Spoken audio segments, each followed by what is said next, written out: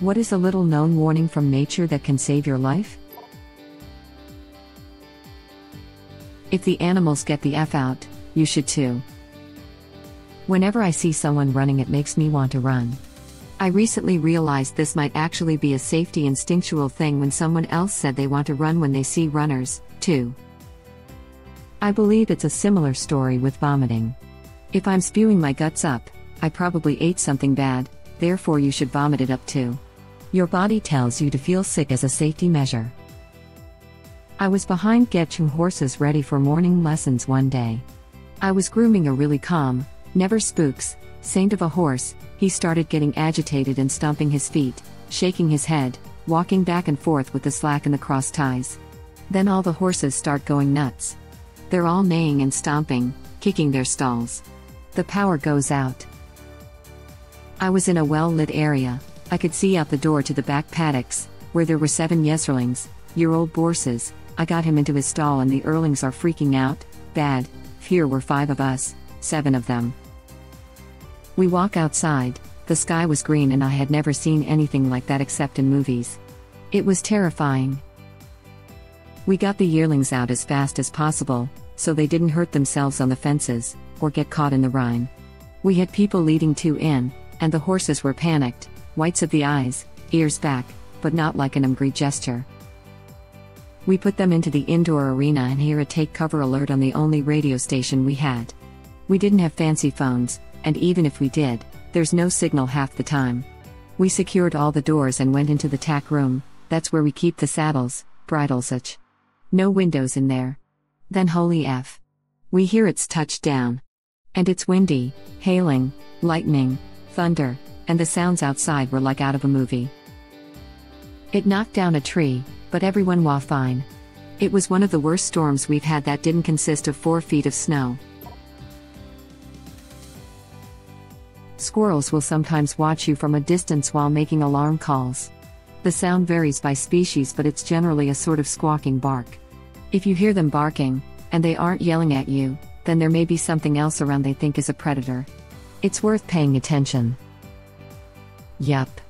Laughing out loud, I feed the squirrels, and they yell about dogs, cats, people, hawks. I've even been warned by my little guy. He ran up to me in panic, then ran up a tree. And continued to yell at me until I got into my tree, the car. There was a neighbor walking high 2 dogs. Laughing out loud. If you are at swimming at the beach or a coastal inlet and see an unusually calm area of water, get away from it. It could be a rip tide. On that note, if you get stuck in a rip, don't swim against it. You will tire and drown. Swim parallel to the coast till you swim out of the rip. Weirdly, if you just float in a rip, it will pull you quite far out to sea, push you sideways, but then also bring you back in on the surf. This takes nerves of steel obviously, but it works. People die from exhaustion in a rip more than anything. I got in the famous one at Bondi Beach by accident as a teenager, and it really is terrifying to experience fighting against it. I heard about the trick above after that experience.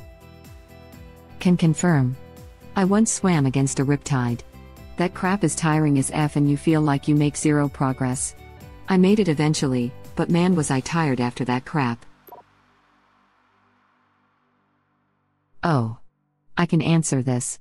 If you're hiking and suddenly smell something very musky, almost reminiscent of a faint country manure, keep your effing eyes open.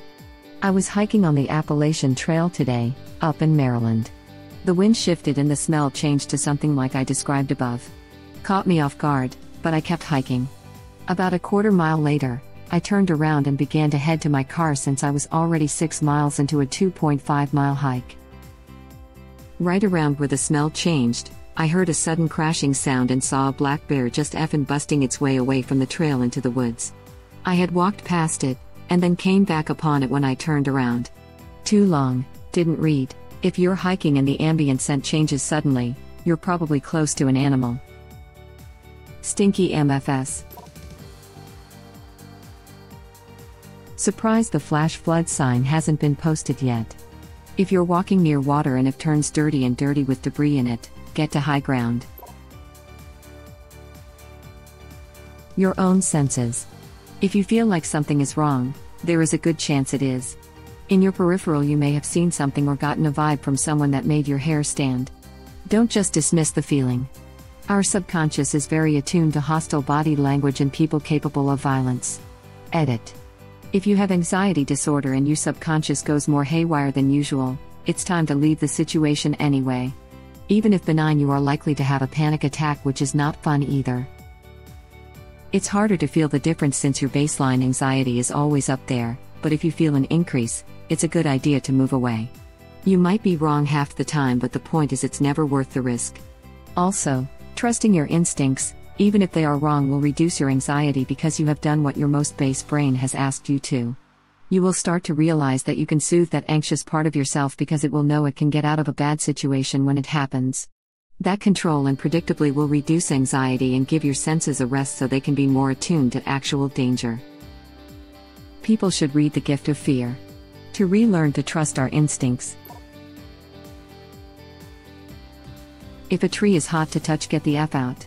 I don't know if this is common in other countries, but here in Australia we have what's called widowmakers. Basically, eucalypt trees are extremely flammable and it's possible for the tree to be on fire internally, but not visible on the outside, and can literally explode at any given moment.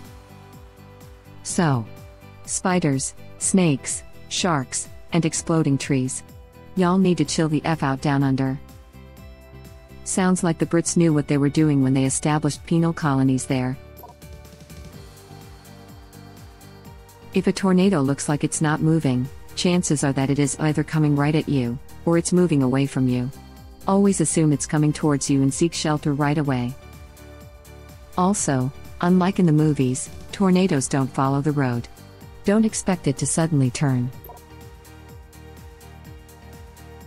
If a bee keeps headbutting you and annoying you, alter course. They are warning you that you're getting too close to the nest.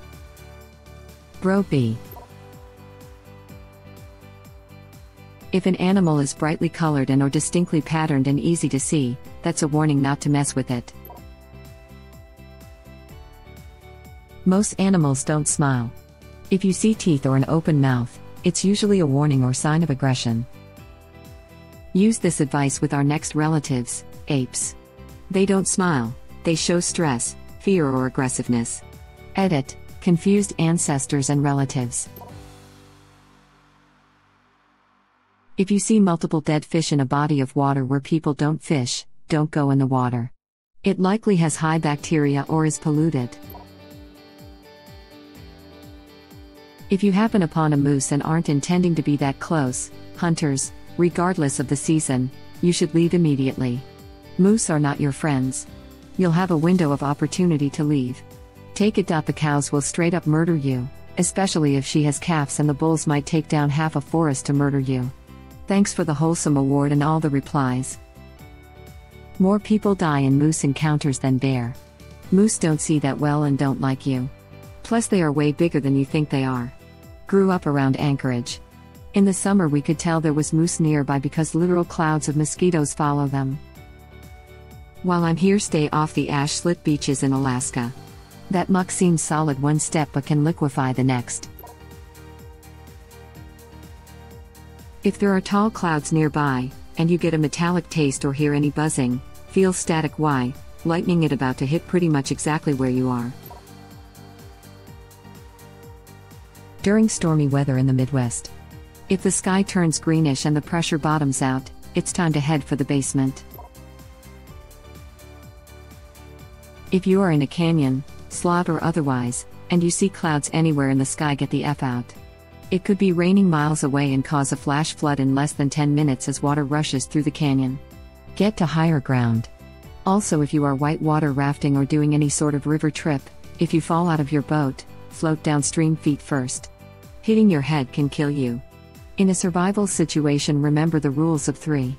You can survive 3 minutes without oxygen, 3 hours without shelter, in a harsh environment, 3 days without water, and 3 weeks without food.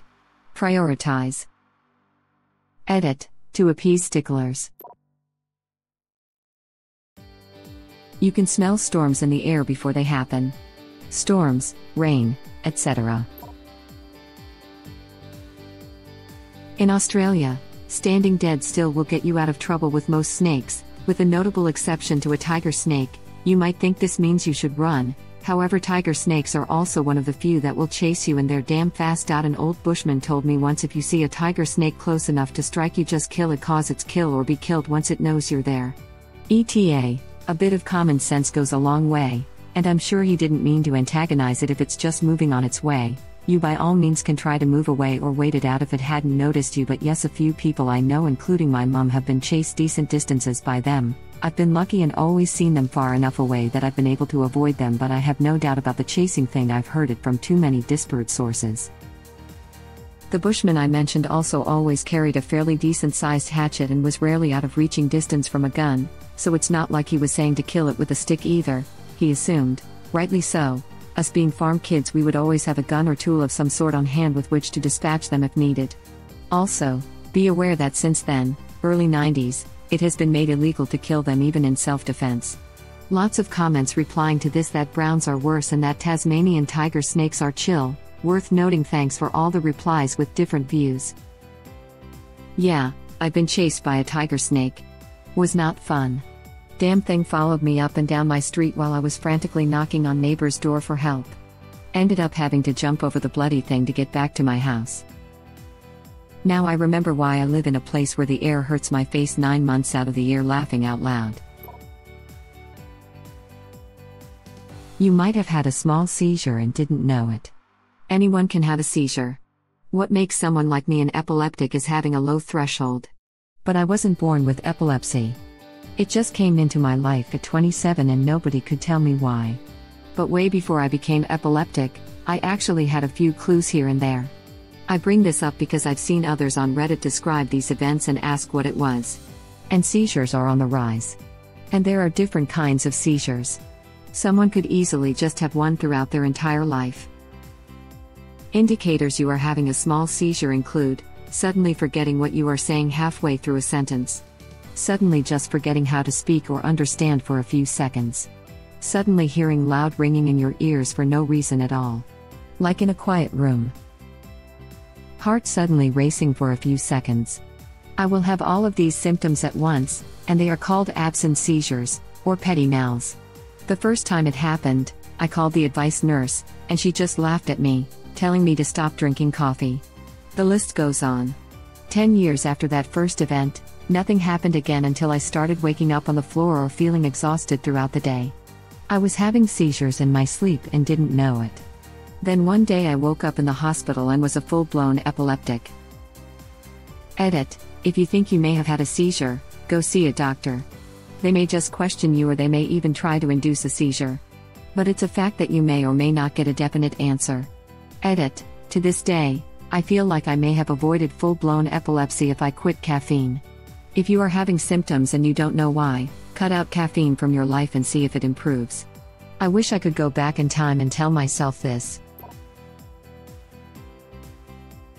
If you're on the beach and see that the shore is much further out in the ocean than it usually is, you should get away from there immediately. This is the major warning sign of a tsunami, and you can see this, for example, in videotapes of the Great Tsunami in 2004. But people weren't leaving, they rather tried to figure out where the water went. I once also heard a story about a girl who went to holidays with her parents to a region which was hit by the tsunami, and a few weeks before the vacation she learned about tsunamis at school, so she noticed what was happening, and she rescued her family.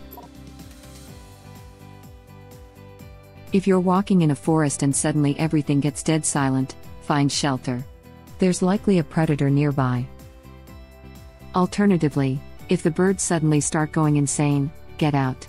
Happened to me once. By the time I got back to my truck, a bear popped out behind me, not ever 10 back. This. Birds warn each other. Pay close attention to the animals in your surroundings at all time. They're constantly telling us things, it's just that most people don't listen. ETA, all animals around us are communicating, it's smart to pay attention. I think that when your hair starts floating upwards during a thunderstorm, you are probably going to get hit by lightning. If the tornado isn't moving, it's coming straight toward you. Also, don't eat wild mushrooms unless you're 100% sure you know what you're eating. In the event of a tornado in Texas, you should go to the Cowboys Stadium. No chance of a touchdown there. If you see an enormous fireball falling from the sky, just enjoy the view, there's nothing you can do at that point. Are animals nature? If you have guard dogs, and they bark, it means whatever they are barking it is far away, and they're just saying don't come over here.